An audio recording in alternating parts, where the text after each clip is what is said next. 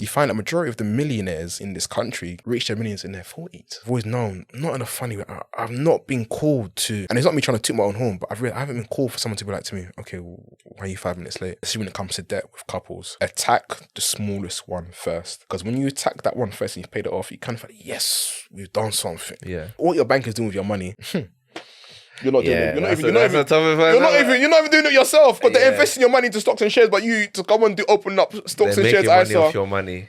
Yeah. Bro, one of my clients this year got paid out 25k. Healthy man. The message they sent me saying thank you so much if it weren't for you. You know how the best way to build wealth? Build it in you.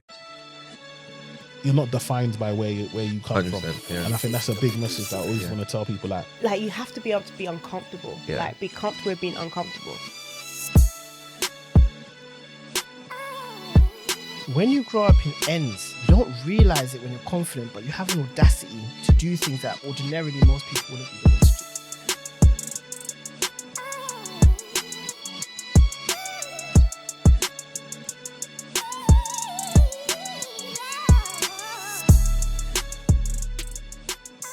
do. Welcome back to the Takeover Experience. We're in another studio, you know.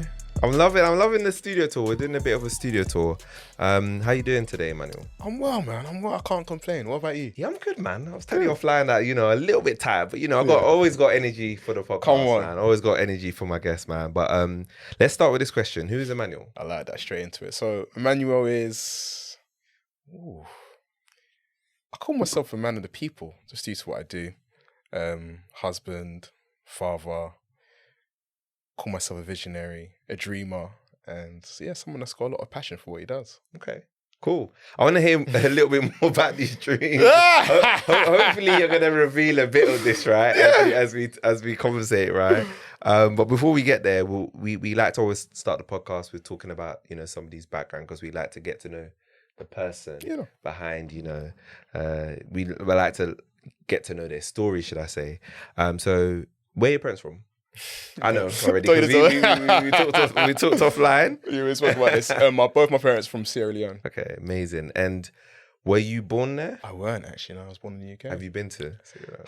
I know, it's bad, isn't it? This is always the part, right? I know. No, this one. You not say you're from there. This is the one. This is the one. Hey, pain of my life. I know, man. I know. You know, it's so bad. Yeah, my sister's been there more times than I have. I've never been. You've never been? Sad. Is there like a particular reason, or is it just... Do you know what?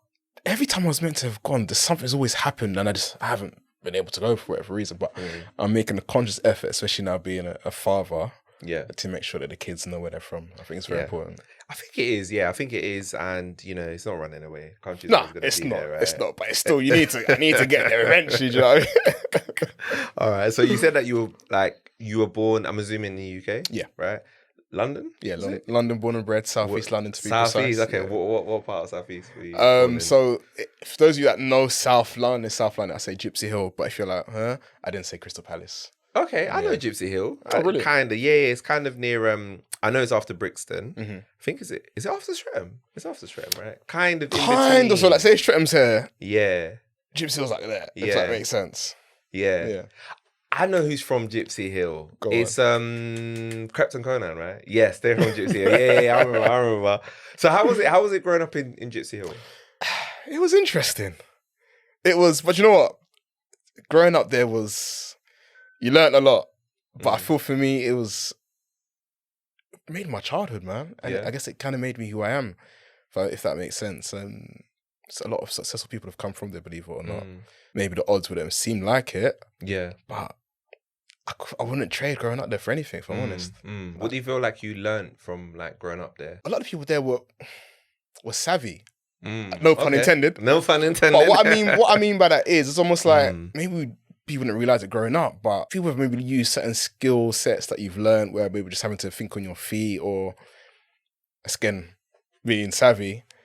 And I guess applying that into later life, because a lot of people that I know that growing up have their own businesses, or successful musicians, for example. A lot of people are giving back in some shape or form, running their own like football academies.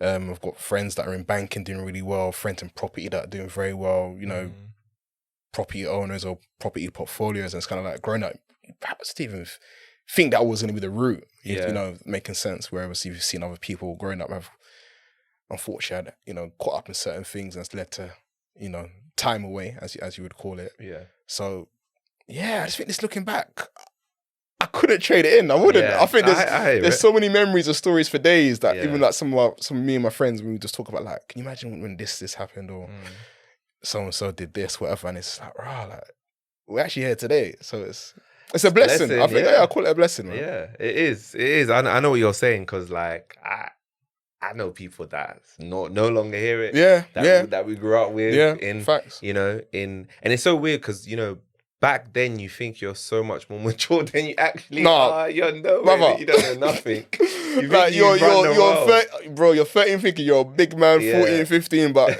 you're far from. You're nowhere near.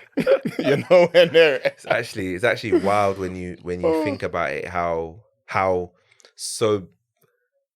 much more you have to learn Yeah, about life. yeah. And it's, I think for me as well, just when just deep certain things as growing up, maybe like see because if you're just out and about playing out or whatever, you might see the older generation, and they might say certain words like, and you're gonna think now, Then when you kind of get old, you're like, okay. Or they might mention about, they see you like maybe keeping up with a certain crowd, and they say, look, certain things could end up in a certain way. Then you kind of realize, yeah, okay. So I feel, I think the community is very important, and listening to the older states people, especially in your local area, if you have access to that, is very important as well. Yeah. And what school did you go to? Do you go to school around your No, so funny enough, my parents didn't want me to go to school in the local area because the local area school was a little bit down the road from me. There was two actually. So one was Kingsdale, but they didn't want me to go to Kingsdale because it was like one of the worst schools in South London at the time. I think that was one of the best schools in Lambeth actually. Then there was another school called St. Joe's, which is a boys' school. I heard of St. Joe's. Yeah, it was in Crown Point, but yeah, it's called it Upper Lord. And I remember I had an interview there, but it was so crazy because you have the interviews, I think in year 5 or year 6. But I got suspended from school in year 5. I'm laughing, but it was not funny at the time. And obviously, I remember they asked me, What's the send at year 5? Oh, no, that's crazy. No, You gotta tell me what happened there. Oh, I can't really shit. I was basically, someone kind of got on my nerves and kind of reacted in a certain way. Okay, fair enough. No, you know what? You're young. So you're learning. You're learning, I hear that. But I remember they were asking me, like, why I got suspended. And I was like, I don't know. But obviously, you're in year 5. Yeah. You kind of just don't know how to articulate yourself. And I remember like not getting in, I feel upset. And I was thinking like, oh man, because I knew a few of my friends were going there as well, XYZ. So I ended up going to a school, a Catholic school, thinking, yeah, it's going to be a good school. My parents was going to be a good school called St. Mary's. Yeah. And obviously if anyone's like in the Croydon area knows that it's one of the worst schools in Croydon. Is it? One of the worst schools in Croydon. Don't get me wrong, there were a lot of worse schools, but yeah, I was one of the worst schools in Croydon. Wow. But hey, I turned out right in the end. Yeah. So I can't complain. Oh my God. It's crazy like looking back on that, like having to navigate all of that to get to where you got to now, right? I guess let me change it a bit. What I guess studying wise, were you like into studies? What did you what was your favorite subject back then? Maths and science. Maths and science was probably my favorite subjects. I did like DT. Yeah, I don't know, I guess that I don't want to put that whole typical cliche, but I guess growing up in an African household, they kind of forced that importance of, you should study, go to uni, blah, blah, blah. So I guess that kind of was forced upon me. But in a way, I'm grateful to an extent, because I guess it panned out to an extent, I guess. Yeah. But then what I do now is in no relation to what I studied at uni, and obviously what we kind of discussed about you offline, funny enough.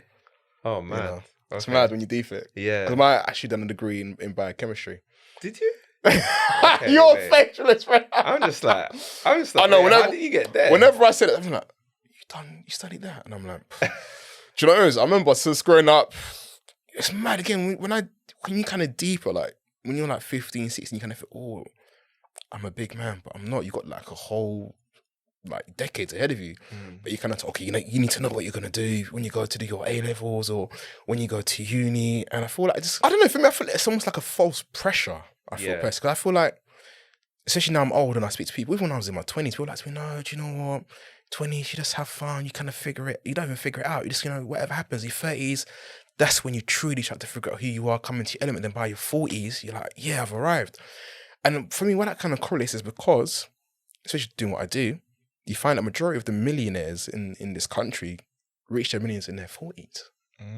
Whereas if you look at social media, we're kind of taught, oh yeah, you know, if you ain't got it by 21, you're a failure in life. You know, if you ain't got your, whatever it is, I don't know, your X6 or your Lamborghini Urus and you got a 5-bedroom detached house by 25, you're a failure. But most people aren't achieving it until their late 30s, early 40s. Obviously, don't get me wrong, the people that have that success early on, we give thanks. But for a lot of people, they don't come into their true element until their 40s. Yeah. You know, I feel like that social media pressure, that micro-generation mindset is kind of like, you need to get it now, you need to get it fast. But, you know, sometimes slow and steady wins the race, man. I agree that as well. I believe that as well. I feel like we choose our destiny or career path way too early. Hey, How no, are you bro. supposed to know at like, because you had to have chosen, if you wanted to be a doctor, you'd have to have gotten the grades in GCSE, chosen it by like, basically 15, right? To choose your college, your top colleges, get the grade, and then by 18, you're then, or even before then, 17, you're 16, 17, you're choosing what uni you go to. Hey. Or you're literally planning that whole life before. Like, And it's mad. I never forget when I was in my mid-20s, and again, this is when I deep my life, yeah. I'm still young at heart, I'm still a baby boy. But so a bit of my background, so believe it or not, I actually got kicked out of uni. I know I'm mad, didn't it? And then I had to do uni all over again. So where you got kicked out of biomed first time? Yeah. Okay. And then, but with me, I was like, nah, I've started this, I need to finish it. So I just had to prove it to myself. Okay. But even by then, I was like, do I really want to do this? But then I was kind of like, I started researching career paths and started having certain conversations. I was like, you know what? There is some light at the end of the tunnel. Cool. So yeah, got my degree. I know, kind of gone off on a bit of a tangent. And then by chance, got into pharmaceutical industry. I was there for about 6 years. Okay. And then by the end, I said, this isn't it. And then I can get into why this isn't it. Because I just realized, look, okay. And not to deter anyone from going through employment, I have no issue with employment. I feel, depending on the work culture that you're a part of or involved in, that can really determine your experience in your employment, if that makes sense. And if you're doing a 9 to 5, the people that you tend to work with, probably the people that you're going to spend majority of your time with because of the hours that you work. Obviously, COVID came and just flipped everything on its head, so more people work from home. But if you're in an office or say if you're out in the field, majority of my time was basically out in the field. So you're going out, seeing consultants, seeing doctors, gynecologists, seeing chiropodists, whoever it may be in their field, and talking about the pharmaceutical products that you're promoting for the company. But then when you go into like head office environments or team meetings, there's a certain workplace etiquette that if you've grown up, say, in a certain way, or have come from a certain climate or demographic, if you can see the line I'm going along, you're perhaps not taught these subtleties, if that makes sense. Even such things as email etiquette, almost having to learn it on the job, because no one teaches you unless you know. No one teaches you. So it's almost like you could just create the image in your head. You know, 6'2.5" black guy, you know, goes into this corporate fit realm where he's pretty much the only black guy or one of the few black guys, and there's already that perception. If you see what I mean. And now it's almost like, do you tone who you are or just who you are? And for me, I was like, why should I have to? You know, I didn't go Oxford or Cambridge. I'm just me from where I grew up, so I'm going to be authentic in me as possible. But then it's almost like you kind of see that it what's the word to use? Maybe grieves certain people that are in certain positions, and it's almost like, okay, they want to put a magnifying glass on you. And you're kind of like, is this what the corporate field's meant to be? If it is, it's it for me. And then I'm always firm believer that every setback is a setup for a great comeback. I live by that. When I heard that statement, that's always stuck with me. So I remember now, again, I'm going to go back a little bit. So the first company I got into, I lied actually. The first company I got into, I won't even say the name, but yeah. So that was, horrible experience, horrible. The second company I went to, fantastic, and I learned a lot from the people that were there, people that are older. So, you know, the statement that someone said to me was like, "I see you're like a diamond in a rough," and I didn't find it offensive. Oh, okay, but I asked them why, because like you can see you've got such great potential. And for me, and I think I was like 24 at the time. And I was like, wow, someone's talking life into it. I was like, this is deep, man. It's like, you can go far and achieve whatever you want to achieve. And I'm like, why is this person saying this to me? And that's always stuck with me. And then something someone said to me is, it's almost like, know the game and know how to play it well. Yeah. And at first I was like, what do you mean by that? Know the game and how to play it well. By the end of my experience in the pharmaceutical industry, I fully understood what they meant, boy. Fully, bro. When I said fully. Wow. And for anyone that's in a corporate field and can relate to what I'm saying or reading between the lines, I've realized, look, let your accomplishments do the talking. And I thought sometimes, whether it be down to being a bit naive or being a bit younger at the time, you're accomplishing certain things, but you're not screaming from the rooftops. Yeah. Then you realize, people are doing it and they're getting certain promotion. You're like, Yeah, that's how it is, so man. or you're doing certain things, but then they piggy bank on it and taking it as their own idea. I said, Yeah, that can happen. Brother, listen, it happens. Yeah. You're seeing it. And then I'll never forget, there's one time, so I went to another company. And again, I always say, look, if you're trying to get a pay increase, the game is the game. You might have to leave that company go to a new company every 18 months. Some people don't like that, but if you want to get that increase and scale up your salary 10K within 2 years or even sooner than that, that's probably the best way to do it, I found anyway. So I went to my third company, another really good company, and I thought that with that, the culture was really good team, good manager. I had some people that really took me underneath their wings, showed me the way, and I was like, okay, this is where it's at. Then at the time, my wife, she's still my wife, but my wife became pregnant, and I was like, even though I'm enjoying this company, the salary is okay. I'm gonna need some more right now. I'm just thinking these nappies is nappying. Yeah. But so I remember now. So I actually got headhunted by the company I first worked for. Okay, so I thought, this is like a full circle moment for me. So I'm gonna go back, walk through these doors, be like, I'm gonna show you guys. And for me, they really know. When it comes, they really want you. Yeah. Because at first, okay, I was looking to hand in my notice, and my manager spoke to me, look, we've got this position. It's basically yours. No, it's yours. And I was like, At the current company at the time. So at the time. Current company versus the first company who wanted to try it. Yeah. Okay. So I got the offer coming through, and I was like, I'm literally battling. I'm in my brain, do I take this role? Because the setup at this company, when you've got a good setup at a company, Yeah. And again, that's another life lesson. It's almost like, if it's not broke, you don't have to fix it, man. And I remember saying, you know what? I'm gonna take it. I need it, man. This is good for my soon-to-be baby. I need this. And then the company said, we're gonna match it. Okay. So I'm like, all right. My mind's made up. I've told them. Then the manager's like, but I want you.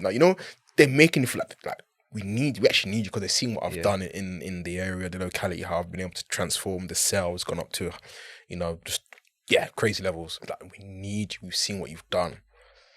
I'm like, I said, let me sleep on it. The guys called me, said, I've gone back to the HR team. They'll give you an extra 5K on top. I said, hey. This is the current company saying this? No, this is the new company. New company. Oh my God, they're just said, going crazy. I said, hey. Wow. I said, okay, this is it. And then I've gone back to them. They said, we're not sure if we can. We'll see.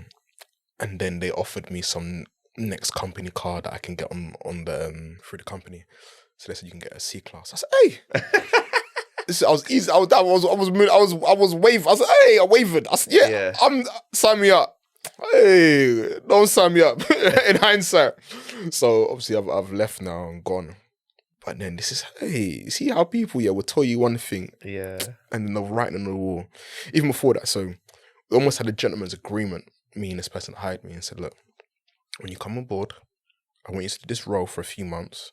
But after a few months, you're then going to go into this role. The role, so just for context, so company I left to go to this company said, look, you're going to go into this high role already. Cool. Or this new role. So I've come to, okay, to come here for a few months, then we'll go and gentleman's handshake. Okay. I've got there now.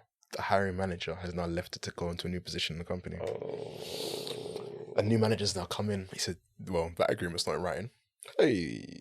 That's what he said. I hate when people say that. That agreement's not in writing. No, I said, hey. Wow. I said, after God fed these people. I said, hey. After the first time. Brother, I said, what have I let myself in for? I said, hey. And so Now, how it normally works, you get given accounts. So where you need to go and see who you should go and see, who they perceive to be key decision makers. Great.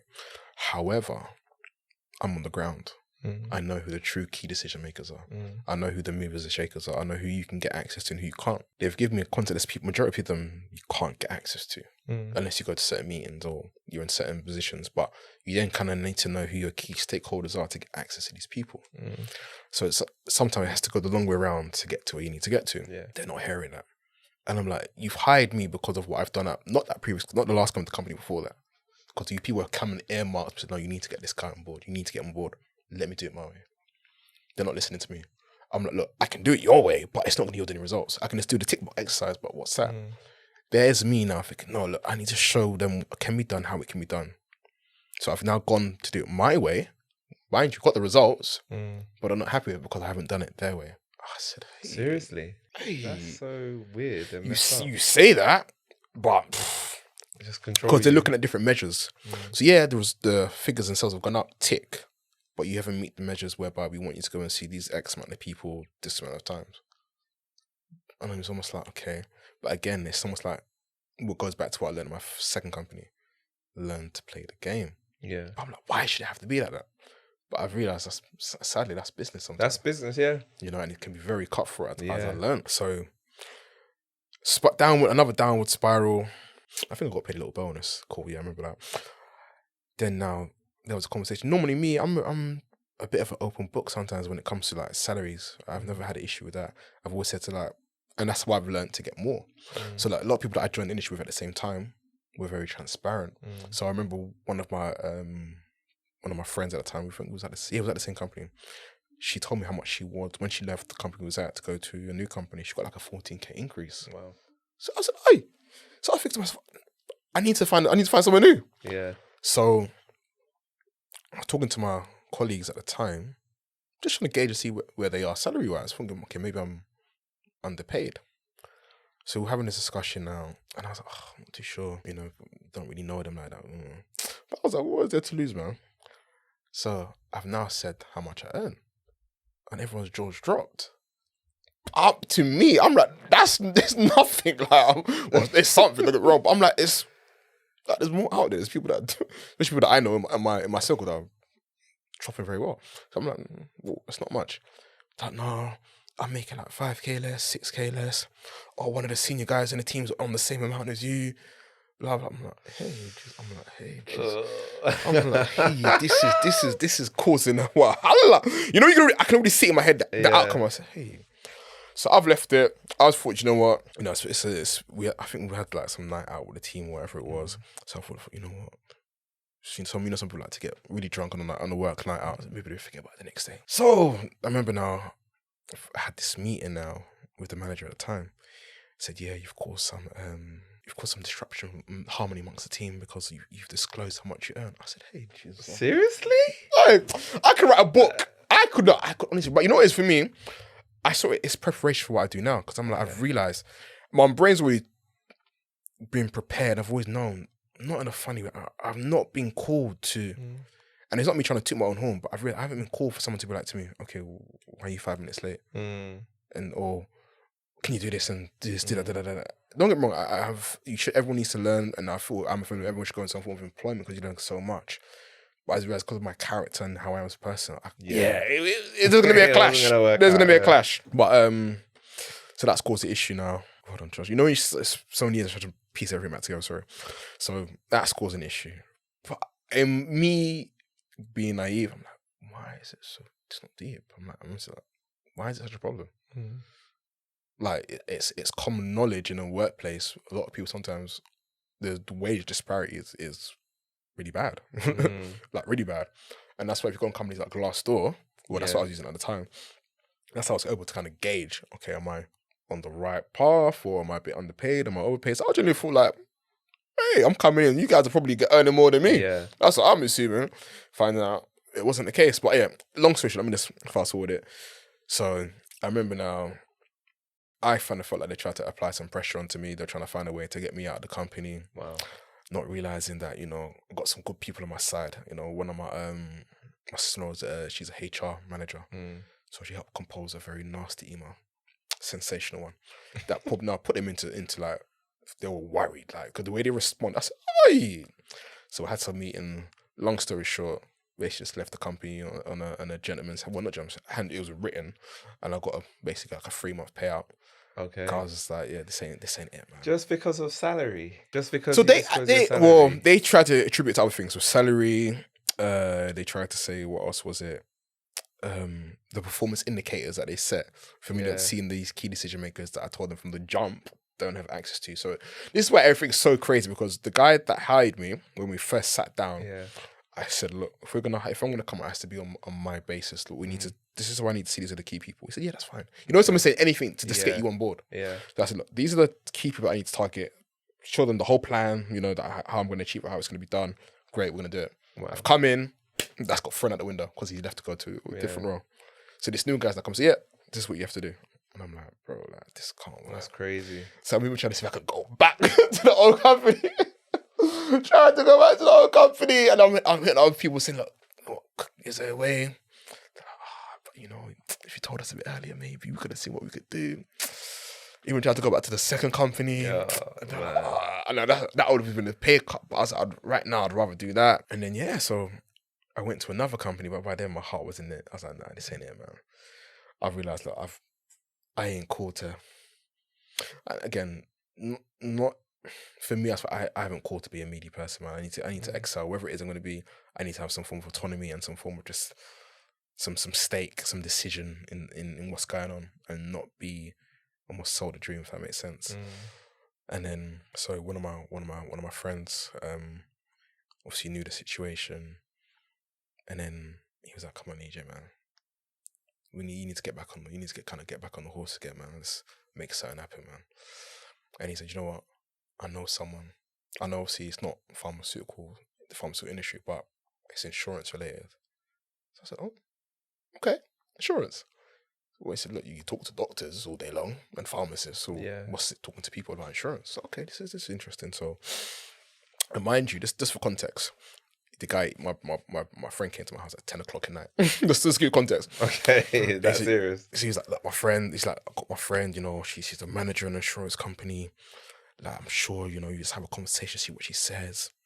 And with me, if my brain clicks and it resonates, I need to act on it straight away. Okay. I said, okay, let's call her now. Let's go meet her. At 10 p.m. at night, man. Serious? Yeah, serious. And then he called her. He said, "Yeah, I'm in Brixton." "Is he in Brixton?" "Lovely. I had time to live in Croydon." So I said, "That's 35 minutes if we just drive and, you know, do what we need to do." You know what I mean? Quick, boom, got there. It's 10:30. 10:30 at the side road in Brixton in her car. Because I think she just finished with a client and doing their policy. And I'm just asking all the questions. "Tell me a bit more. What does it entail?" And she's not realizing it's basically an interview in her car. She's asking me a bit about what I do or what I was doing at the time, why I think I could do this. I said, "You know what? If I can talk to people that think they're God's gift, come across very pompous, think they know it all, I could talk to anyone." Yeah, that's what I saw. That's true. And I guess there's that saying about transferable skills. So when it's something you learn in a certain field, you can apply it into another field. So yeah, talking, telling me a bit about, you know, what it entails, what she does, how she does it. And I said, "Yeah," and I feel like you're helping people, like this is actually helping the community. I'm like, no, like, we as black people need this. I'm like, I know people that have it, but I don't hear enough people talking about it. So I'm like, no, yeah, I want to get in. I want to get involved. Cool. Sent my CV in, had an interview, went well. Now it's come back to 5 years. That's it. And so you've been doing it 5 years from then. It's crazy. On the side road of Brixton. Bro, it's when you say it's a funny story, but I'm a firm believer in, you know, time and seasons, man. Yeah. You know, seed and time makes a great harvest. I'm a firm believer in that. And I genuinely believe when people ask, like, what is it that you do? Why you keep doing this for so long? And I'm like, I'm very passionate about this. And something I used to bang it when I first joined this show, I used to say it all the time, like, GoFundMe shouldn't be the answer. That was kind of like my strapline, so to speak. But I'm a firm believer. It's like I think the most basic step towards financial literacy and some form of financial freedom for the future generation is having a life insurance policy. So for me, I was really going in heavy on that at the time. And then I started learning more things, you know, like what to add on. So obviously, health insurance, income protection, critical illness cover, wills, lasting power of attorneys, you know, and I said, you know what, I want to become that one-stop finance shop. Yeah. That's my vision. So yeah, I guess this is what brings me here today. Okay. Wow. Okay. Let me see if I can dissect the whole story of everything you said. So there's a couple things that you mentioned. Obviously, you mentioned the corporate world. Yes, the corporate world is challenging, and I understood what you were trying to say, and I would say that I do agree with you that there are sometimes you have to pick yourself back up from it. For real. Do you know what I mean?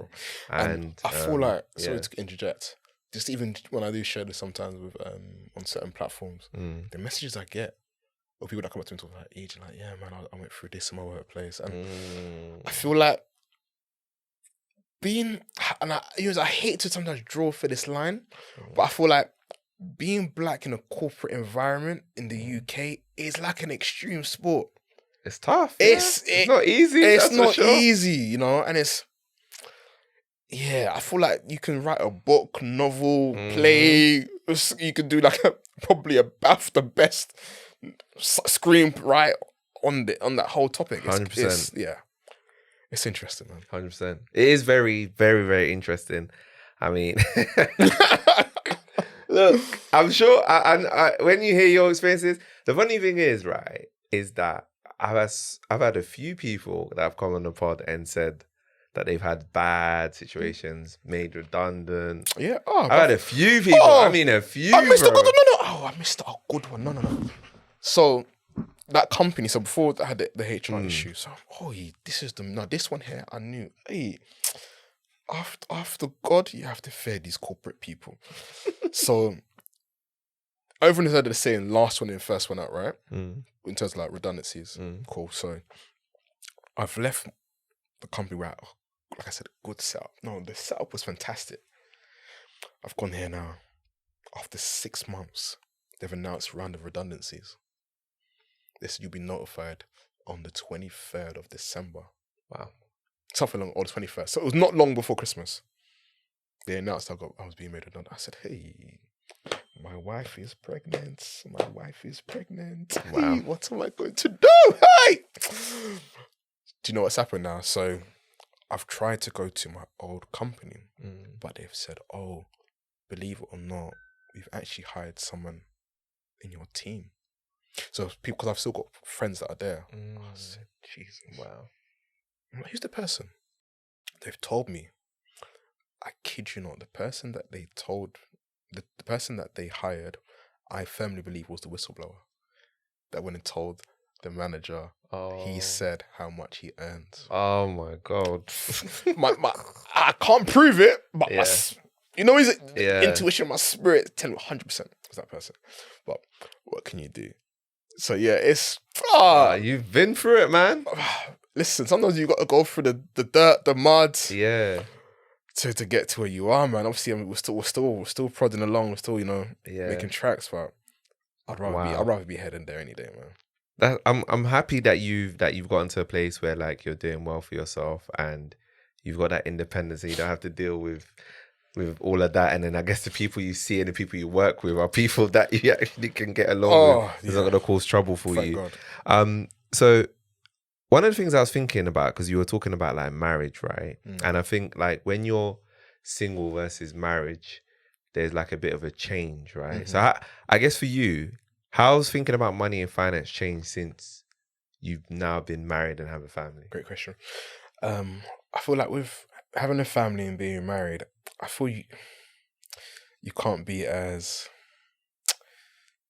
what's the word?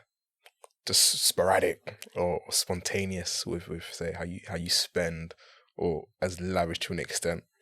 Obviously, if you got it, don't get me wrong. But I feel for me now, having a family, I feel like I'm very conscious about my spending. And I think in a good way, actually.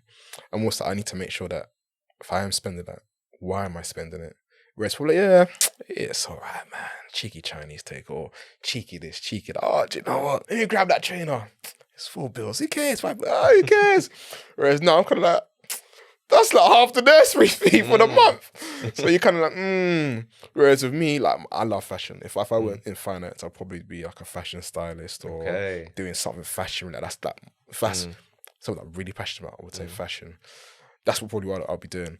But I guess, and it's being accountable, I guess, to my wife with the finances, really. Yeah. And I thought, just doing what I do is we're having conversations, especially with couples. You see sometimes that there's not a transparency when it comes to salaries. And I feel like a key tip or a lesson that I've learned is that it's not your salary or her salary. It's one. And what I mean by that is as well, it's almost like if one person earns less or earns more, if anything, come together and whereby you kind of funnel it through one, and if you can split accordingly, so that way that person can do what they need to do with their disposable, and then you can do what you need to do with disposable, if that makes sense. Don't see it as we're at loggerheads or we're going against each other. No, we're trying to build something together. And I feel like conversations I've had with people whereby they seem to be at loggerheads, sadly, the money doesn't thrive how it needs to thrive, if that makes sense. Almost treat your earnings almost as a flower. Yeah, you know, look after, let it grow, let it germinate, and let it produce something that could be great. Whereas if there isn't that unity, it can kind of, it causes fractures. I haven't come, you just see it, especially when it's awkward. You're on a Zoom call or going to a house with a couple. Yeah, actually, I had these calls with couples. I've seen it. I've done issue, and it's just awkward. You're just sitting there like, so, you know, I think definitely that's having that open, fluid transparency when it comes to this finances. And I feel sometimes as men, sometimes, again, not, you don't want to paint everyone the same brush, but sometimes you can see maybe they're trying to just take on the whole burden for themselves, and maybe sometimes it can get overwhelming, so you don't really say what's really going on behind closed doors, only to when it comes too late. And I had a scenario recently, very sad. This one was very sad. And obviously the person no one will know, but I hope the person doesn't mind me sharing this information. But something happened to the person's parent, whereby they've now defaulted on the mortgage payments, and now no one has been made aware, and now they want to repossess the home. Oh my God. And something I said in one of my videos is that, look, for you to keep all your mortgage payments, that home will be repossessed. It says it, you know. And I think why that was like, I was like, you know, you try to put someone in the person's shoes. He probably thought, you know what, I don't want to cause any burden or alert or worry my family. But by having that discussion openly amongst your wife and your children, you can come together with a solution. Because almost, was that saying a problem shared or a problem solved? Or was that saying a problem shared is a problem halved? Is that it? Yeah. And I feel like it's sad. I feel sometimes, in a way, again, not to put everyone on the same brush, but how sometimes people have grown up is you don't discuss money for some weird reason. It's almost like a taboo.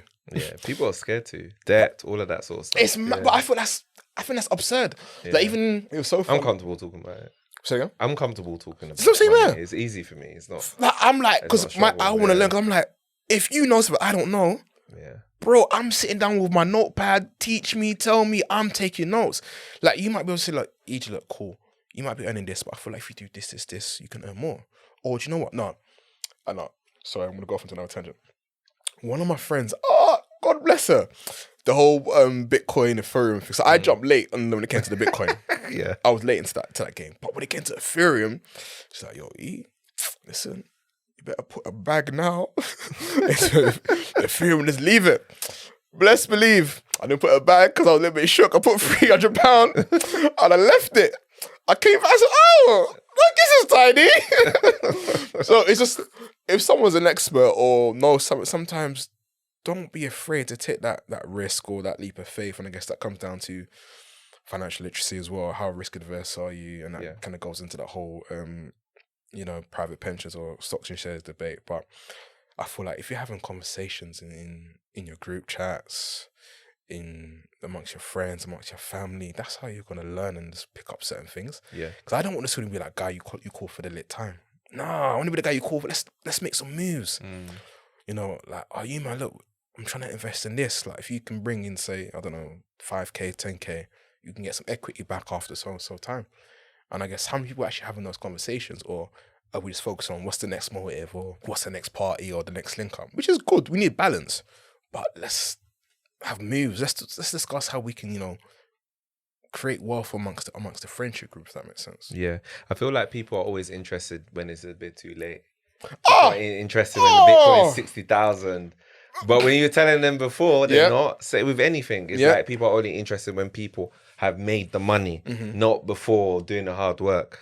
Another question I had for you, in terms of transparency, like in your conversations, I guess, what have you advised people to, with their partner? How can they be a bit more transparent? Like, is there any kind of like tips or any kind of techniques that they can try to just try and open the discussion a bit more? Do you know what I say? I say never talk about finances if you're feeling stressed.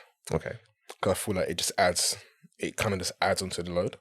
But I feel like sometimes it links to marriage, and I feel like maybe you can relate. Sometimes you find that with your other half that you become each other's outlet, or you should hopefully become each other's outlet. So if they need to vent, sometimes just listen. If they want an idea, or if you want to run an idea by them, run it, give them their honest opinion. But I feel like when it comes to, say, discussing finances, definitely do it in a time whereby you're both in the mood to do it, number one. Because sometimes it could be some heavy stuff that's going to be discussed at the time. Even go to what me and my wife tend to do, we haven't done it in a little while, we need to, is go on a date and just say, look, we're just going to discuss certain ideas, certain plans, visions that we have, whether it be, doing this for a podcast or this type of content that we want to create, or this type, maybe trying to secure certain deals, how we do go about doing it. Because I feel like if we do that in our own business, we take our time and just write notes down, why not make something light and fun out of it?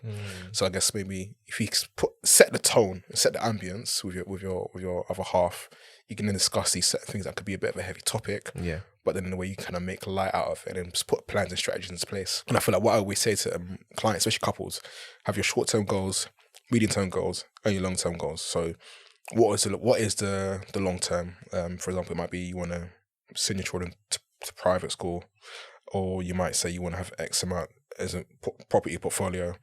A short-term goal for a long-term gain could be, okay, you want to have life insurance in place or certain protection policies in place, great. Or you want to save X amount of money. And then what I tend to say is, look, go through your finances with a fine-tooth comb. Because sometimes we don't realize this, the takeaway or Uber Eats could be adding up. And I get it. I'm not here to come and say cancel your Netflix subscription. I'm not that committed. Yeah. That's not my... People already had enough of that. That and the avocado and coffee too. Bruh. But just on that, just what I do, what's hit me, and I've realised, I was like, I remember I had this Adobe subscription. And I don't even use Adobe.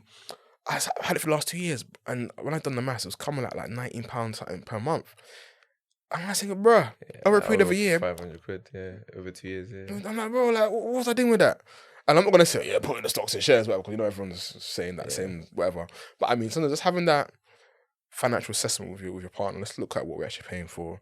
Like, I even realised that my wife was paying for Apple Music, and I was paying for a family subscription. I forgot to tell her. I was paying for a year. It's little things like that. Just going through it, assessing it one by one, but at the same time, just making light heart out of it. Because what I mean is life is life in all of us, let's be honest. You're getting this bill, that bill, this bill, that bill, and you're on your head just doing this. But I would say to my wife, babes, they can't come and kill me, I'm not stressing, so we will just go through it together, we'll face it on together.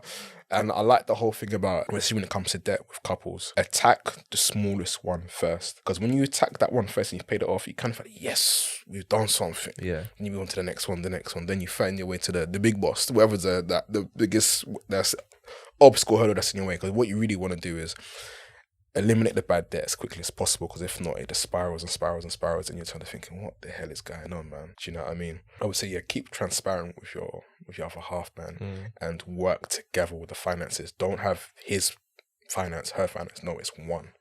And some people, especially, it's mad. Especially certain cultures, you see, like, the husband's like, no, that's mine. What is mine is mine. And the wife said, no, what's mine is mine. But I feel like as we work together, you can achieve so much. It's almost like saying that if you want to go fast, go alone. If you want to go far, go together, man.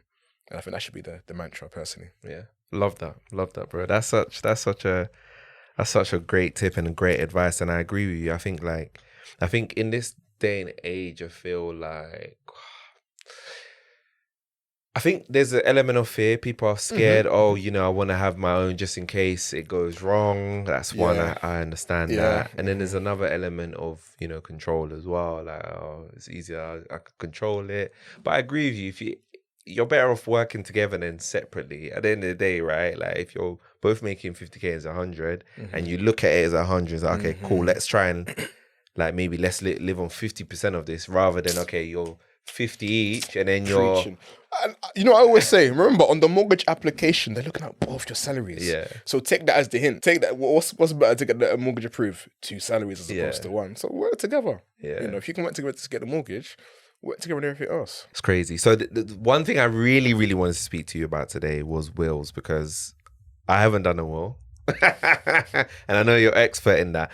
First of all, can you talk about what is a will? Because obviously I've seen it on TV. I've heard about it. So can you explain what will is? So in the most basic layman's terms, a will is just a set of instructions or wishes that in the event you pass away, you want it to be honoured legally. Okay. And it avoids any form of friction. It still calls friction depending on what's been stated in the will, but it just gives a clear set of instructions, you know, and it has to be adhered to because it's a legal binding document, and it gives you that peace of mind, really and truly. And I feel just more people should have it, because what you tend to see is, look, a family member's passed away unexpectedly. Now no one knows how things are going to be distributed or what's going to go to who or how, where or when. And now people are popping up from all over. I say, oh yeah, I've got this information. Yeah. It happens. This happens a lot. It happens. I'd even share a crazy story. Well, thankfully, it didn't happen to me, but someone that I know. So, lady had a life insurance policy, didn't put it into a trust, and passed away unexpectedly. Now the family's knocking, saying, "Look, what's going on? We're going through probate right now." And everyone's saying, "What's probate?" It's just literally almost like a back and forth with the courts in order to decide what's going to happen, how this money's going to get released. Okay. What I tend to say to add on to it is almost like, see it as this: say you've lived in this country for pretty much your whole life or a large number of time, period of time, and you pass away, and say you've got assets to your name, XYZ, they can actually argue and say, well, how do we not know that this person actually wants the assets to go to the state, you know, to His Majesty the King, you know? No, seriously. But there's people that will say, I want it to go to the state. No, there's actually people say, I want it to go to this charity or to the state because I'm a firm believer of, you know, what the monarchy has done. Unlikely, but that could happen. And then, but the family said, no, but we're the family members. So it's back and forth. And sometimes probate can go on for up to a year. Wow. Yeah, it's crazy. So you're arguing the courts, if there's no will, you're arguing the courts whether you're basically trying to argue if that money should come to your you're trying to argue the case. Okay. Wow. But then also as well, people can now turn up and say, oh, well, you know, I'm connected through, you know, this person, so and so, how many times removed, for example, or I'm the person's child through whatever, you know, methods, whatever, or I'm related through this, and that. And I feel just having a will, it's peace of mind. And people don't realize the will doesn't have to be that expensive. I even promote National Will Month, whereby if you're over 55, I believe it's 55, or was it 50? I'm pretty sure it's 55. You can actually get a free basic will. So anything that's a bit more intricate or requires any more fine details, you can pay for that. That can range between £150, some cases £250. It can be a little bit more sometimes, but let's say around that price range. I have people say, no, but that's expensive for a will. That's not expensive, is it? One-time thing. And then the edits are probably not going to be mad. I've heard people...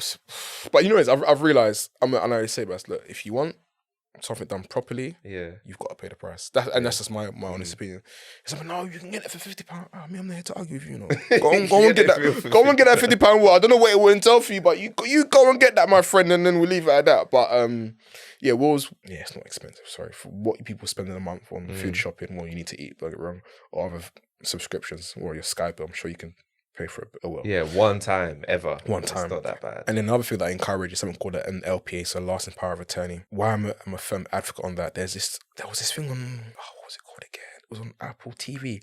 It was called, is it The Last Days of Tommy Gray? I haven't watched that. Watch it. It's with Samuel L. Jackson, really good. So he's, in his last days, I believe he's got dementia. No, not dementia. No, not dementia. He's got like a condition whereby, is it Alzheimer's? It might be Alzheimer's, don't quote me. But it's progressing rapidly and he's starting to lose his memory. But he takes this drug, but it helps to give his memory back. But the only thing is, once it wears off, the decline is even worse, drastic. But luckily for him, before he passed away, he'd done a will, and or was it a trust? Might have been both. But then he assigned what would go to who and how and whom. The family tried to contest it. Because what it was, the family was aware that he had a lot of money. However, they tried to play on the fact that due to the medical condition he had, that he wasn't able to truly say who he wanted the money to go to. So he was saying that he was being coerced by the person that he actually left to oversee his estate. But for me, what I found that was very interesting, I was like, okay. Because when I done my course on LPAs, you hear it all the time. There's people that get early onset dementia in their 40s, 50s. Especially a lot of people, ex-professional players now, like whether it be rugby, for example. I think they're talking about boxers too. Boxers as well. Yeah.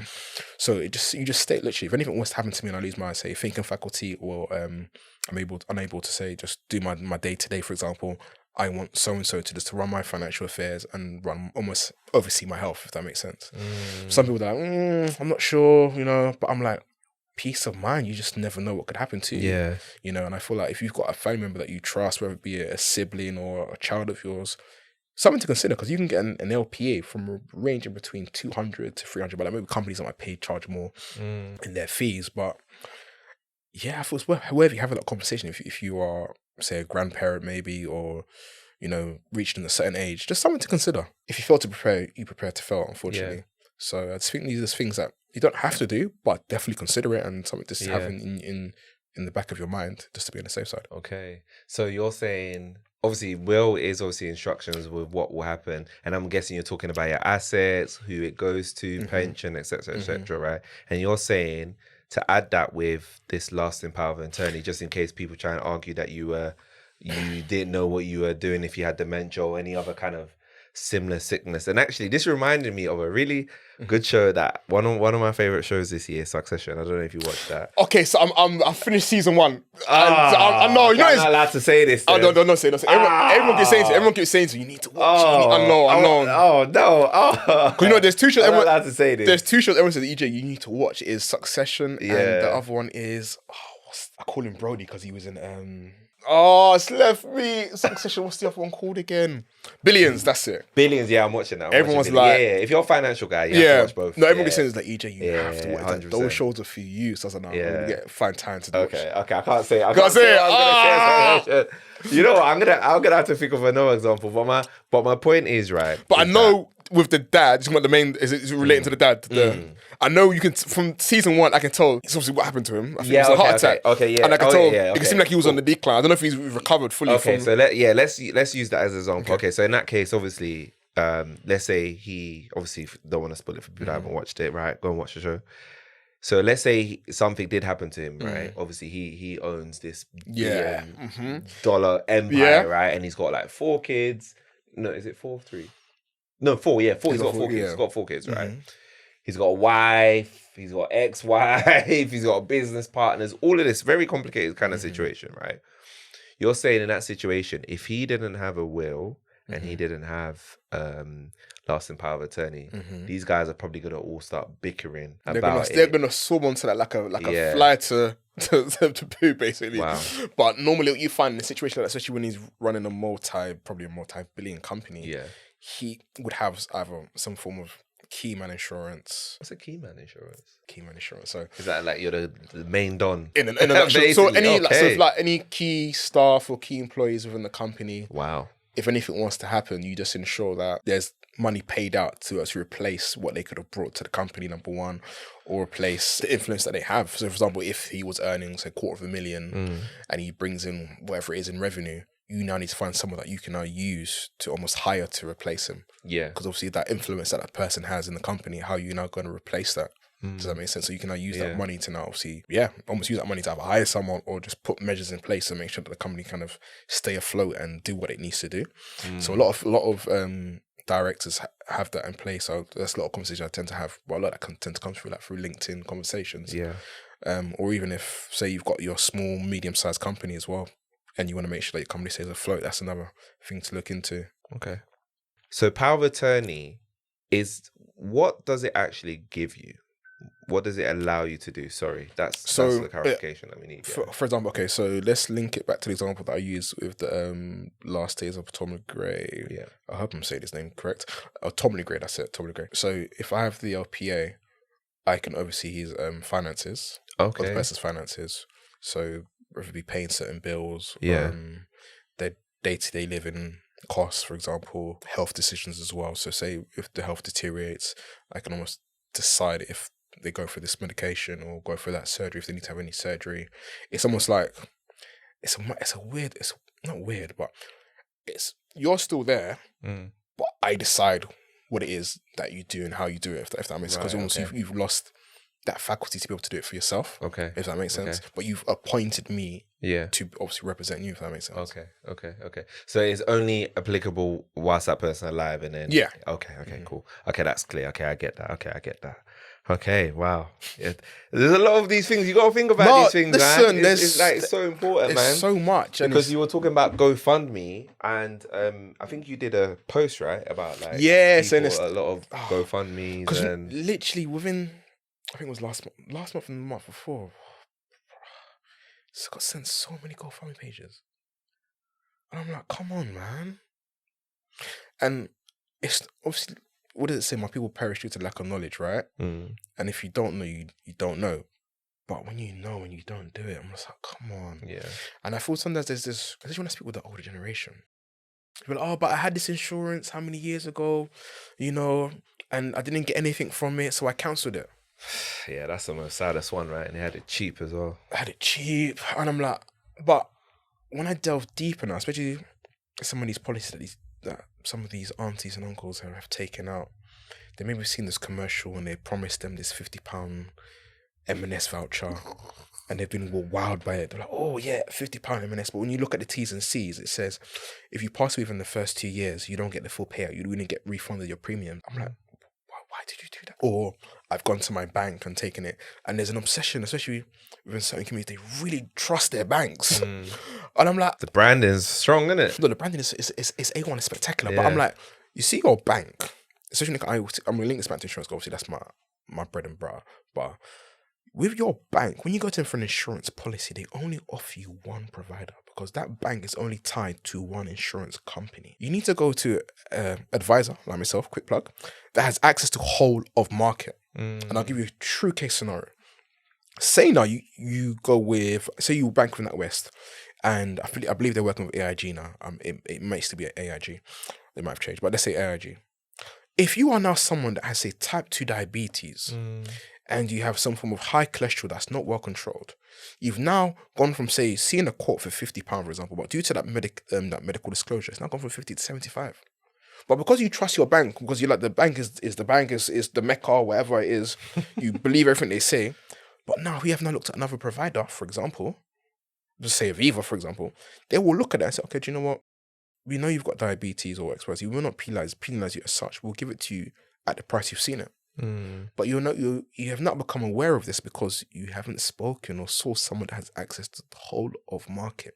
Yeah. And even, I'm going to link it now to your mortgage. You want to work with a mortgage broker that can give you access to everything. I always say, look, when it comes to mortgages, not a one shoe fits all. It's not. There's certain people that have certain, whether it be CCJ or whether it be, for example, perhaps they don't earn as much as needs to be earned. There was a time whereby you was able to go Santander. They would give you 5 times what it is, the combined salary. Whereas others might say 4 times or 4.5 times. But if you've not gone to someone that's single tied, you almost operate like one hand tied behind your back. Yeah. You want someone that's got access to full armory, the full, Yeah. No, it's true. It's the full armory. It's fact. Do you know what I'm trying to say? It's fact. Yeah. That's what I always sometimes. Don't be naive. Speak to a specialist that has access to everything that you need. And I always say, I'm link it this back again. If I have a headache, who am I going to? My doctor. 100%. If I have a toothache, I'm going to my dentist. My dentist happens to be Dr. Dapper, so I'm going to big him up quickly. If I have a foot issue, I'm going to a chiropodist. Yeah. But when it comes to finance, everyone is a self-proclaimed. Don't worry, I get it. Everything is available on ChatGPT or Google. I understand. ChatGPT. I hear it. But in the same breath, speak to an advisor, 100%. someone that knows that what they're doing. And even if maybe you're not too sure, go on, check them out on LinkedIn. I find clients where I'm even talking to them, I can see someone's with your LinkedIn profile. I don't mind. So I don't blame you, do your due diligence. Yeah. But it's almost like that. We have that mindset. Maybe it's just this great PR that the banks is the knees bees, they know it all. No. They don't. They don't know it all. And what your bank is doing with your, and again, I'm digressing, but what your bank is doing with your money, you're not doing it. You're not even doing it yourself, because they're investing your money into stocks and shares, but you to come and open up stocks and shares. They're making money off your money. Yeah. Bro, They ain't keeping it in there, man. They ain't keeping it in there. Correct. That's the They're point. hoping you're like, yeah, keep that money. Let us invest in it. Anyways. So, you know, I've seen on like social media, like keeping on the topic of like life insurance, right? Of people being able to protect their assets, right? With life insurance. Yes. How is that possible? So obviously when it comes to assets, the first thing that always springs to people's mind is property, mortgages, for example. The thing that I always tend to say is the government is not coming to save you. If you haven't seen with what's happened in the last year and you haven't realised that, I don't know where you've been hiding. I'm sure I heard it on the news. I try not to listen to the news too much, but when I was listening to the news, they even said what they're trying to bring with the whole mortgage charter. In a nutshell, what they're saying is, if you own a property, they're technically not going to bail you out. Yes, we know people's mortgage prices are going up, but you kind of got to figure it out yourself. That's what they're basically saying in layman's terms. They're finding so many ways to sugarcoat it, but that's what they're basically saying. I mean, they ain't going to bail you out. You just get repossessed. What does it say? I'm going to go back to the whole thing about mortgages. If you fail to keep up with your mortgage payments, your home can and will be repossessed. What am I alluding to? What am I truly trying to say? How do you protect your assets? Okay, life insurance. A life insurance policy, in the event you pass away, can pay out the lump sum or outstanding balance on your mortgage, number one. Number two, a lot of people don't check their employment contracts. And I say this because hopefully you might be one of the good ones. If I said to you, what does your workplace say about your sick pay entitlement? What would you say to me? I don't know what it is. So you tell you that. I don't know what that is. I don't know what that is. Sick pay entitlement. So great. And listen, you're not the only corporate. Majority of people don't know. No. Majority of the calls that I have day to day, like, I don't even know, And I'm like, that's the problem. Because say now you become sick and it's gone beyond a month, 2 months, 3 months. You're going to say, hello there. If you're not coming back to work, we might have to have a serious discussion. Number one. Number two, you are going on to SSP. Yeah, statutory sick pay. And if you've got a mortgage, that is your biggest fear. SSP, that is not doing anything for you. That ain't doing, and that's just about, for some people, depending on where you are in the UK, that might be a third of your mortgage that you need to pay, or a quarter, if that. The point I'm trying to make is, with an income protection, if you get signed off for sickness, illness, or an injury, you get a monthly wage. Depending on, obviously, the provider, it can be up to 65% of your gross or 70% or 75% of your net. While it's good, it can be paid for up to a year, 2 years, 5 years, or to the age of retirement or the duration of your mortgage. I'm a firm advocate for it because obviously it's almost like you're protecting the asset if anything was to happen to you in that aspect. A critical illness insurance policy. And why I'm again advocate for this is because I hear a lot of people go, nothing's ever happened, in my family, I'm fine, X, Y, Z, nothing will ever happen. Then you've seen professional football players have a heart attack and collapse. Probably the most fittest people in the world are collapsing and having heart attacks. Ask yourself, if you collapse today and you can't work for how many months, what's happening to your mortgage? Or if you're renting, how are you going to keep up with your renting payments? That's a real question. You got to and I say it on the call. Question, right? Because people are like, no. Then you break it down. They're like, yeah. So I know use again another real life scenario. One of my clients this year got paid out 25k. Healthy man. Got a wife, got children. Healthy man. And I remember when I went to the house, so this is before COVID, when I would travel across the whole UK to do people's insurance policies. And the husband was kind of like, nah, I'm all right, man. I'm a child of God. I'm a pastor. Yeah, we're fine. We pray that away. And I said, me too. I'm a child of God as well. But we have to use wisdom as well, So in the end, agreed on a joint policy to at least it was cover the gentleman and the wife. So if anything happens, at least one of them will get a payout. And this was almost tussling. Why am I tussling? My job is to advise, not to force or feel like I'm having to put you into a full nail to take out this policy. But yeah, he's taking out the policy anyway. We give thanks. The message they sent me, saying thank you so much. If it weren't for you, got to pay that 25k payout.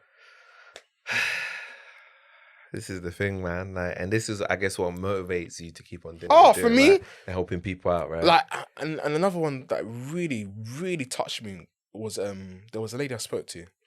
She wanted health insurance, and at the time, the cost wasn't, her finances wasn't where she wanted it to be. I said, look, my best advice will be, and he said, thank God at least you got the NHS. But I said, for your daughter, at least give her children's cover, just when you just don't know. Oh, the message she sent me. The daughter had some form of breathing issue. Wow. She's trying to see the GP. GP was fobbing it off. Mm-hmm. She called up the online GP service through the health insurance provider. They saw her there and down the spot through Zoom. Wow. That was it. They said, yeah, you got this, take this prescription, done, boom. That's crazy. So at a minimum, what would you say in terms of insurance that people should get if they're not getting that at work? They don't get any, because some people don't get any of these insurances at all, right? So, what I would say is do almost like a financial analysis.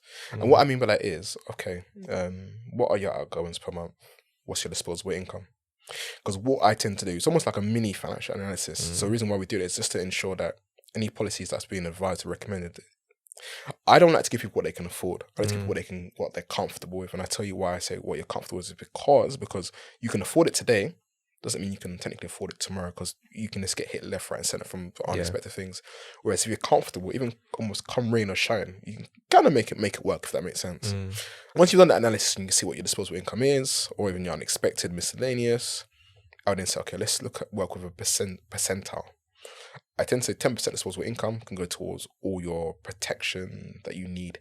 It doesn't have to be up to that, because I was still wrong. If you're like a really high earner with a high disposable income, I'm not going to say to you spend X amount. Unless you really want to and you believe and see the benefit of it, then fair enough.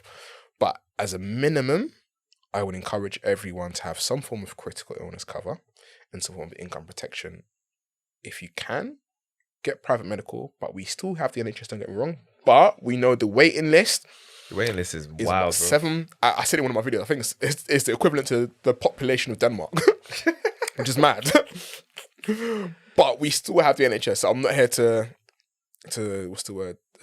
Discredit, bash. No. Yeah. I say private medical should be used, or health insurance should be used alongside it. Yeah. In my honest opinion. Yeah. But definitely, income protection, critical illness cover. If you've got children, definitely life insurance. If you have plans to have children in the future, get it while you're young, because I always say the younger you are when you get it, the cheaper it is. A tip or a hack, however you want to see it, if you can take out a policy to the maximum term you can now and just leave it there, great. Because what will happen is as you get older or your health might deteriorate, that same quote you've looked at, it's going to be a different price. So try and lock it in while you can for the longest period of time possible. Obviously, some people that I've seen, and I'm just like, oh, this makes no sense. But they were like, yeah, I've took it out for a 10-year plan because I know I've done it for like £500,000 for 10. Oh no, £500,000 for 10 years. I'm paying like £15, whatever it is, it may be. Expected to die. And it, bro. But when I said, no, I'm being smart. I'm like, why are you being smart? No, because what it is, I'm like, in 10 years' time, obviously you never know what could happen, but say it doesn't, I'm going to take out another one after 10 years. I'm like, it doesn't work like that, man. Because you've got 10 years older, your health could have changed in that 10-year time frame, and now you're kind of starting at square one again, and the likelihood it's going to increase because obviously age and maybe medicals, and you may have started developing certain habits that you didn't do 10 years ago. But it's an interesting one, bro. It's an interesting one. I can't lie to you. That's crazy. So another thing about life insurance that people like to say, right, as well as protected assets, is that it can help your family become wealthy. Is that true? So, from your mind, and how? I agree. So, definitely agree. So, what I always say, just to address the elephant in the room, in America, they borrow against the life insurance and you can take out equity. We can't do that in the UK, unfortunately. Hey. If we could, I'll be the first one there. So you can borrow against a life insurance? That's in America. Crazy. Yeah, you can. I'm not well versed enough, but it's through like I've got like people that I speak to that do what I do in the States, so we're just kind of disconnected through. Okay. That's what we do. So they call it whole life insurance. So I'm not an expert in it, so I don't quote me for it. I just know you can borrow against it, you can use it to take out equity and use it to do other things. However, for us in the UK, what we can do is take out a policy. We all know there's two things in life that's guaranteed: taxes and death, right? 100. So might as well. I know it sounds mad. Might as well put a price in it. I know that sounds a bit mad, but if you can get a payout for it that can benefit your loved ones, why not? And obviously, I heard someone say that. So I was laughing because someone's like, "But what if I don't even like my great grandchildren?" But it was funny how they said that. The end of the skit was hilarious. I can't lie. It made me chuckle. I hear that, but if you look at, say, for example, maybe not a great example. No, it's a good example. Let's look at, say, the Rothschilds, for example, or Rockefeller. These are names that have been going on for how many generations, and the wealth has been getting transferred down. Like, even if you can make sure your grandchildren are set up, hey, it's better than nothing. Like 100%. You know what I mean? Take care of your grandkids and your great grandkids and your great grandkids. If you can do it, life listen, insurance. might as well. I'm an advocate for it. I'm a firm believer. Why not? I get it. People are like, no, but my life right now is difficult. But I hear that. But you don't have to pay an arm and a leg. You don't have to. Like, even I was at the Black Business Show in Birmingham, and I love what one brother said. Oh, he's basically done my job for me. That one day, he just brought all the clients to me. He's like, yeah, look, I've got this life insurance policy. I'm paying £40 a month. I've got £1 million of cover till this age. If it happens to me, I know it's getting paid out. He said, look, the first step to financial freedom that you need is a life insurance. I said, hey, this guy's a big property investor. Wow. And he said it out of his own mouth. I said, bro, I love that. he sent them all to me. I So love he basically that. sent everyone to come talk to me. Yeah, that's the thing. I think all these things are things that can either help us with our finances, whether it's like with the critical illness, with the health insurance, because with the critical illness, right, we're getting paid for whilst we're not at work, so that's helping us stay afloat financially, or help our family, right, in the event that, you know, something happens to us. And even to add on to that, what a lot of these companies do, which is so smart, they're giving you it free, almost free or next to free additional services. So a lot of them are now offering counselling, Really? therapy, you know, mental health counselling, cognitive behaviour therapy. They're offering. Some of them are offering physiotherapy. Some of them are offering you discounted health checks, online GP service. Whereas, say before, I forgot what the service was everyone was using before. If you wanted to get access to that, you'd be paying like £40-50 a month. Now you're getting it as standard, free of charge in your life insurance policy. Wow. But then people are kind of like, I don't know. I'm like, listen, if I'm getting all these things free of charge, sign me up. My GP is basically, well, my new GP now, it's basically down the road from where I live. But last thing when I see, I ain't seen that GP since I moved to where I live. I ain't been to that GP. But tell me, when's I supposed to go to the virtual GP? I can tell you when. Yeah. It's just literally, go on the app, available time slot, tick, get a FaceTime on my phone. Happy days. What's the issue? Yeah. Brilliant. And obviously, from my research I've done recently, just through conversations, speaking to providers, is that now with the NHS, your NHS GP, you can only speak to them about one problem now, and I think it's been reduced to 8 minutes. Wow. Whereas before you can go in for like 15 minutes, whatever, talk about multiple issues. You limit to one. So basically, they've seen you. You go back into the cycle. That's wild. So I was like, why aren't we capitalizing on this? Even so, again, to this, just digress. So, like, for example, home insurance. That's the one that boggles my mind. That people, I know when you get the property or you get your mortgage, you do need to have some form of home insurance. But I know a lot of people are very, what's the word to use? They scale back on their home insurance. And I'll tell you what I mean. So they don't get the accident. Some of them don't get the accidental damage cover, or the fire and emergency cover, or in some cases legal expense. But I normally encourage legal expenses if you're like a landlord, and the rent protection. But yeah, so back to, if you got your property, you're not getting any contents. Well, you might get the basic one, but my whole thing is people always underestimate the value of the stuff that's in their property. Yeah. And I don't forget, I've done a seminar once, and just by chance, the person that invited me, I didn't even know her story. She said, yeah, my house got burnt down. And they had home insurance, but they actually undervalued the stuff that was in the house. Wow. So they don't realize when they had actually done the inventory, it was actually 20k short on what was paid out. Thank God they still had the payout of some sort. But it goes to show that we truly underestimate what the clothes may add up to, appliances, certain luxuries, whether it may be, or certain equipment, whatever you've placed in your house. You know, your house is almost like your mini castle, or your own castle. But then people, again, this is my brand, but this is what I do. I'm like, okay, let's almost, I don't want to say over-insure, but let's make sure we've got a good coverage of what needs to be covered if anything was to happen. Oh no, it never happens, fine. You just don't know. You just don't know. Facts. And even landlords, I'm like, why aren't you guys getting the rent protection? Yeah. Because if your tenants, you hear stories, especially now, what's been going on, like everyone's feeling the pinch, you know. If your tenant can't pay for a month or two, that puts you at a deficit because now you've got to pay that.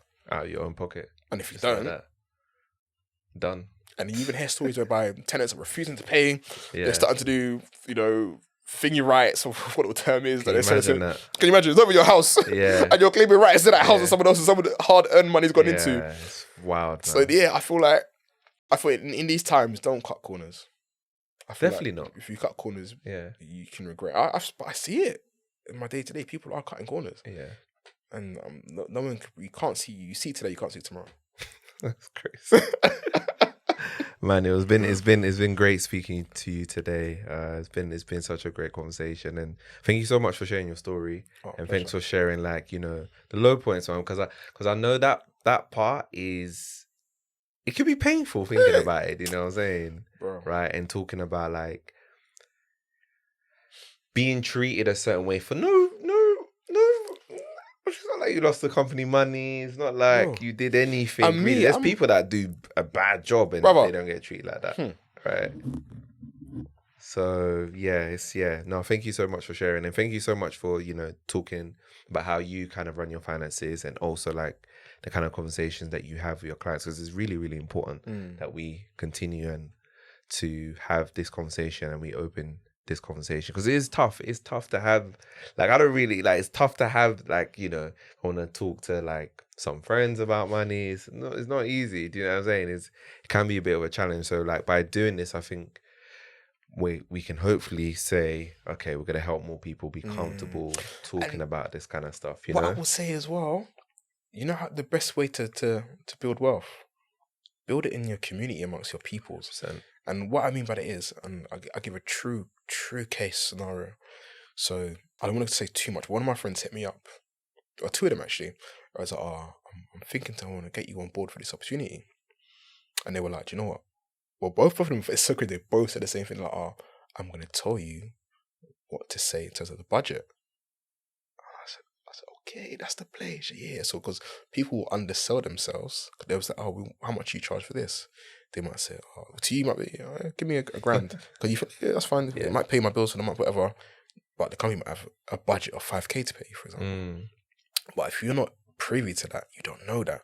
So that's what, as I say, as we get into certain positions, it's like, okay, how can we help one another? You know, or who can we put each other in contact with? Because sometimes I feel like someone has a contact, but they're kind of scared to pass it on in case that person maybe fumbles. But I'm like, but if you know your person or your peoples, surely there should be that element of trust. So, you know what? 100%. I'm going to give you that free ball.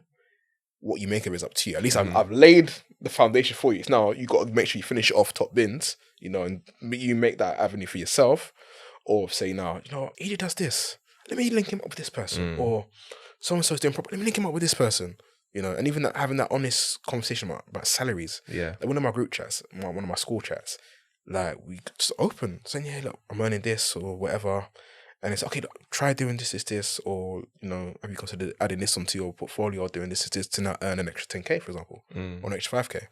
But if you're not having these conversations, how do you become privy to these things? 100%. Do you get what I'm Exactly. trying to say? So I feel like having those conversations, especially with your peoples, that's how we all level up, man. That's exactly how we all level up. Like I have a group with like some of the people that I met at KPMG. So yeah, we meet like regularly, like once a month, and we're all always trying to push each other. Yeah. You know what I mean? We have these kind of conversations, and that's it. It can just be as simple as that. There's have to be a lot of you, one or two. Iron sharpens iron. I'm a people. firm believer in that, man. Sometimes you just hear a word, Mm. and you just feel recharged. For like, you know what? Yeah. I'm not in this alone. We're in this together. Yeah.